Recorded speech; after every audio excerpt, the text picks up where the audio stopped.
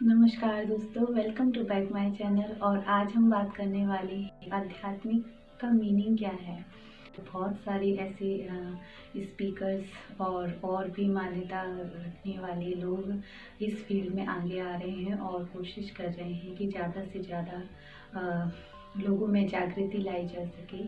लेकिन कई बार हम सभी देख रहे हैं कि एक तरफ पॉजिटिविटी लाई जा रही है तो कहीं ना कहीं हमें नेगेटिविटी देखने को भी मिल जाती है। तो आज हम आध्यात्मिकता का सही अर्थ समझेंगे। सो आइए, उससे पहले मैं आप सभी का स्वागत करती हूँ आपके अपने इस चैनल में happiness with God. So first of all friend, आध्यात्मिकता का रियल मीनिंग ही है आत्मा का अध्ययन करना। तो आत्मा के बारे में जानना, आत्मा क्या चीज़ है, आत्मा कहाँ से आती है और आत्मा है किसकी, है ना। अब आत्मा का हम कभी कभी ये मतलब निकाल लेते हैं कि आत्मा यानी कि कोई ईविल सोल, है ना। आत्मा का मतलब ईविल सोल नहीं। ईविल सोल होती ज़रूर है, लेकिन जो आज हम अध्यात्म के बारे में बात कर रहे हैं वो उससे कनेक्ट नहीं है ना। तो दो प्रकार की सोल्स होती हैं, एक डिवाइन सोल, एक ईविल सोल। तो ईविल सोल वो जिस सोल के अंदर यानी जिस आत्मा के अंदर एक निगेटिव मेमोरीज होती हैं, निगेटिव संस्कार होते हैं, बुरे संस्कार, बुराइयां होती हैं, तो वो आत्मा जब शरीर छोड़ती है तो वो ईविल सोल कहलाती है।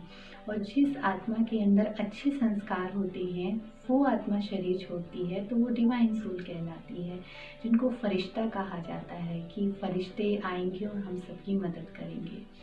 क्योंकि जो ईविल सोल होती है वो शरीर छोड़ती है, यानी बुराइयों सहित यदि शरीर छोड़ते हैं तो फिर हम मरने के बाद भी किसी के साथ बुराई कर रहे होते हैं।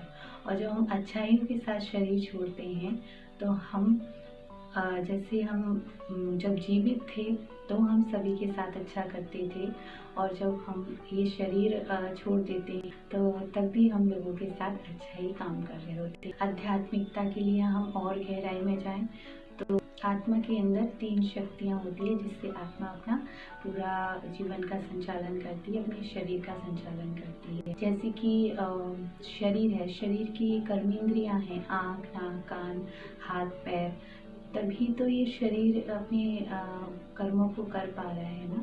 तो ठीक इसी प्रकार से आत्मा की भी 3 शक्तियाँ होती हैं जो कि अंदर प्रवेश होती हैं, सूक्ष्म रूप से होती हैं। तो वो 3 शक्तियाँ होती हैं आत्मा की, मन, बुद्धि और संस्कार। आत्मा मन द्वारा सोचती है और जो सोचा हुआ है बुद्धि से उसका निर्णय करती है, और जैसा निर्णय करती है वैसा ही संस्कार बन जाता है। तो इस प्रकार से कुछ आत्मा का हम अध्ययन करते हैं। और आत्मा जो है वो परमात्मा की संतान है, इसीलिए हम सब जो इस धरती पर पार्ट बजा रहे हैं शरीर धारण करके, हम सब आत्माएं हैं। और हम सब आत्माओं का जो पिता है वो परमपिता परमात्मा है, वो निराकार है, वो ज्योति बिंदु स्वरूप है ना। उनका स्वरूप हम जैसे शरीर की तरह नहीं है। उनका स्वरूप जो है, जिसके लिए कहा जाता है कि वो अजन्मा है, अजोनी है ना, सदा है, वो निराकार है, वो कल्याणकारी है। तो ये सारे गुणवाचक नाम उनके हैं, उनके कर्तव्यवाचक नाम हैं। इसलिए क्योंकि वो अगर जन्म मरण में आने लग जाए हमारी तरह, हम सब सोल्स की तरह शरीर धारण करने लग जाए, तो उसके भी माता पिता हों, जबकि माता पिता हमारा सर्व का, इस धरती पर जितनी भी सोल्स है सबका माता पिता एक ही है। और जो मेन माता पिता होता है यानी ईश्वर जो माता पिता है सबका, उस माता पिता का कोई माता पिता नहीं होता है। अगर उसका भी माता पिता होने लग जाए तो फिर तो उसके भी माता पिता होंगे। तो इसलिए वो भगवान है, वो ईश्वर है, उसका कोई भी माता पिता नहीं होता है।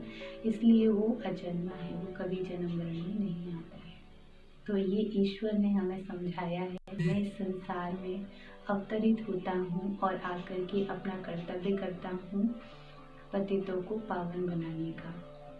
तो जब हम इस रहस्य को जान जाते हैं, हम खुद को समझ लेते हैं कि हम एक आत्मा हैं और हमारा जो परमपिता परमात्मा है वो निराकार ज्योति बिंदु सुप्रीम पावर है।